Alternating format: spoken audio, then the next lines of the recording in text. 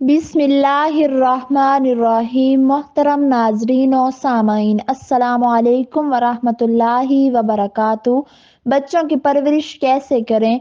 बच्चों की परवरिश के लिए ज़रूरी एहतियातें। बच्चों की तरबियत अहम और ताकीदी उमूर में से है। बच्चा वालिदैन के पास अमानत है। इसका पाक दिल एक ऐसा जौहर नायाब है जो हर नक्श से खाली है, लिहाजा वह हर नक्श को कबूल करने वाला और जिस तरफ इसे माइल किया जाए इसकी तरफ माइल हो जाने वाला है। अगर इसे अच्छी बातों की आदत डाली जाए और इसकी तालीम और तरबियत की जाए तो इसी पर इसकी नशोनुमा होती है, जिसके बायस वो दुनिया और आखिरत में सआदतमंद हो जाता है। नाजरीन, अब बात करते हैं बच्चों की परवरिश के लिए कौन कौन सी एहतियातें करनी चाहिए। पेशाब से बचने के लिए हमें अस्तंजा का हुक्म दिया गया है। माँ को चाहिए कि वो अपने बच्चे को बचपन ही से अस्तंजा करने की आदत डाले। छोटे बच्चों को पेशाब कराने के लिए कमोड या ऐसा कोई बर्तन इस्तेमाल करे। ये कोशिश करें कि बच्चा बिस्तर पर पेशाब ना करे और अगर कर दे तो बिस्तर को पाक साफ कर लें, क्योंकि पेशाब की निजासत जल्दी बीमारियों का बायस बनती है और पेशाब की बदबू की वजह से दिमाग की रगों को नुकसान पहुंचता है। बिस्तर पर अगर बच्चे को पेशाब करने की आदत हो तो तहदार बिछाई के नीचे प्लास्टिक का टुकड़ा बिछा लें ताकि चारपाई, बिछौना और चादर खराब होने से बच जाए। अबू हुरैरा रजी अल्लाह ताला अन्हो से रिवायत है कि नबी करीम सल्लल्लाहु अलैहि वसल्लम ने मना किया कि हमारा कोई शख्स हर रोज कंघी करने या नहाने की जगह पर पेशाब करे। गुसल खाना कच्चा हो या पक्का, पेशाब करने से गुरेज करना चाहिए। अक्सर माएँ अपनी सहूलत के लिए नीपी या पैम्पर लगा देती हैं। इससे अमूमन बच्चे की जिल्द सुर्ख हो जाती है और खारिश शुरू हो जाती है और बाद सूरतों से जिल्दी बीमारी शुरू हो जाती है। बच्चे को मिसवाक करने का आदी बनाएं। मिसवाक करना सुन्नत मौकदा है और ये मुंह को पाक रखने का बेहतरीन जरिया है। दरअसल खुराक का कुछ हिस्सा दांतों पर लगा रह जाता है, इसे साफ ना किया जाए तो इसमें जरासीम पैदा होते हैं जिनकी वजह से मसूड़ों पर वर्म, मुंह में बदबू, थूक बनाने के गदूद में खराबी और मुंह का कैंसर हो जाने का खतरा होता है। दांत कमजोर हो जाएं तो मैदा इन्हजाम खराब हो जाता है, जिसकी वजह से बच्चे नींद में अक्सर चूक कर उठ बैठते और रोते हैं। बदहजमी, इसहाल, पेचश, ज़ौफ़े जिगर जैसी बीमारियां लाहक हो जाती हैं। दिन में 5 बार वुजू करने और उंगली से दांत मल कर कुली करने से ये भी मकसद किसी हद तक हासिल हो सकता है, लेकिन मिसवाक करें तो ज्यादा बेहतर है। बच्चे का जिस्म साफ रखने के लिए इसे रोजाना नहाने की आदत डालें। जुमे के रोज नहाना सुन्नत है। नहलाने से आधा घंटा पहले मालिश करें। मालिश के बाद बच्चे को हाथ पैर मारने के लिए खुला छोड़ दें। इसके बाद नहलाएं। नहलाते हुए बच्चे को अच्छी तरह साबुन लगाकर जोड़ों की जगहों को खूब साफ कर दें, मसलन बगल, हाथ और पांव की उंगलियां, गर्दन, कान के अंदर का हिस्सा और पिछली तरफ का हिस्सा, नाफ का हिस्सा, नाफ की जगह, रान की जगह के जोड़ वगैरह। जोड़ों की जगह अमूमन मैल जमा हो जाती है।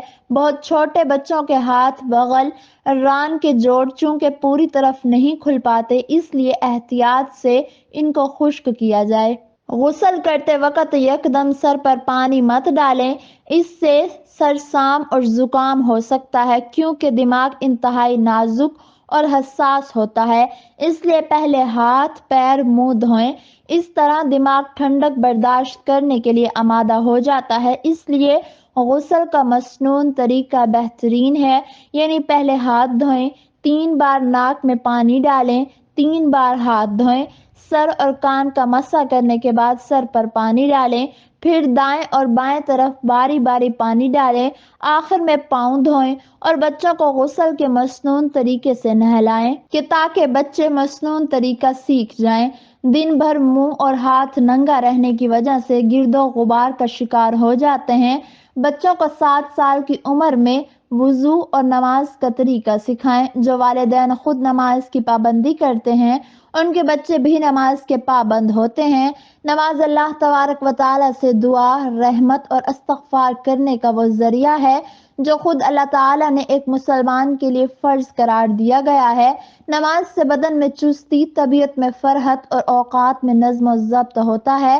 ڈاکٹرز کا یہ کہنا ہے کہ نماز ادا کرنے والے افراد کم بیماریوں کا شکار ہوتے ہیں۔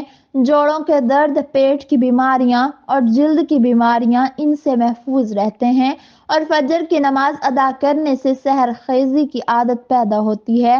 لہٰذا والدین کو یہ چاہیے کہ بچوں کو مسجد میں لے جایا کریں۔ شام کھانا کھانے کے بعد ٹہلنا چاہیے۔ اس کی تدبیر بھی یہی ہے کہ عشاء کی نماز بچوں کو ساتھ مسجد میں لے جا کر پڑھیں۔ بچوں کو عشاء کے بعد سونے کی عادت ڈالیں۔ نبی کریم صلی اللہ علیہ وسلم نے عشاء کی نماز کے بعد غیر ضروری باتیں کرنے سے منع فرمایا ہے۔ صبح بچوں کو جلدی اٹھنے کی عادت ڈالیں، کیونکہ یہ وہ وقت ہے جس میں اللہ تبارک و تعالیٰ کی رحمت بٹ رہی ہوتی ہے، لہٰذا بچوں کو اس رحمت سے محروم مت رکھیں۔ بچے کے لیے ایسے لباس کا انتخاب کریں کہ جو موسمی اثرات سے محفوظ رکھے اور سردی اور گرمی سے بچائے۔ سوتی کپڑے جسم کی صحت کے لیے معاون ہیں، جبکہ نائلون وغیرہ کے لباس مضر صحت ہیں۔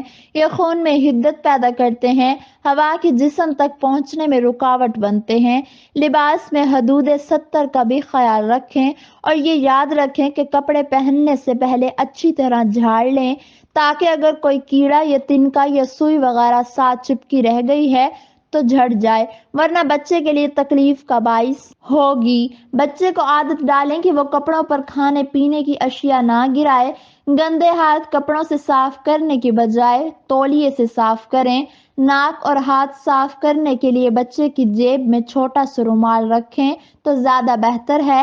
بچے کو موتی، تلے، گوٹے، کنار والے کپڑے پہنانے سے گریز کریں، اس سے بچے میں بننے سنورنے کا شوق پیدا ہوتا ہے۔ نیز اس قسم کے کپڑے جسم کو راحت کی بجائے تکلیف دینے کا باعث ہوتے ہیں۔ یہ جلد میں خارش اور چبھن کا سبب بنتے ہیں، جس سے خون میں حدت پیدا ہو کر صحت بگڑ جاتی ہے۔ نبی کریم صلی اللہ علیہ وسلم نے ہمیں لباس میں سادگی ملحوظ رکھنے کی تاکید کی ہے۔ بچوں کا سر ڈھانپنے کا اہتمام کریں، اس طرح گرمی، سردی، ٹھنڈک اور ہوا کے اثرات سے بچہ محفوظ رہتا ہے۔ بچیوں میں دوپٹہ اوڑھنے کی وجہ سے حیا برقرار رہتی ہے، جبکہ ٹوپی یا پگڑی لڑکوں کے لیے وقار کا باعث بنتی ہے۔ بچپن ہی سے اولاد کی تربیت پر بھرپور توجہ دینی چاہیے۔ بعض لوگ یہ کہہ کر ابھی بچہ ہے، بڑا ہوگا تو ٹھیک ہو جائے گا، بچوں کو شرارتوں اور غلط عادتوں سے نہیں روکتے۔ وہ لوگ حقیقت میں بچوں کے مستقبل کو خراب کرتے ہیں اور بڑے ہونے کے بعد برے اخلاق پر روتے دکھائی دیتے ہیں۔ بچپن میں جو اچھی اور بری عادتیں بچوں میں پختہ ہو جاتی ہیں وہ عمر بھر نہیں چھوٹتی، اس لیے والدین پر لازم ہے کہ وہ بچوں کو بچپن ہی میں اچھی عادتیں سکھائیں اور بری عادتوں سے بچائیں۔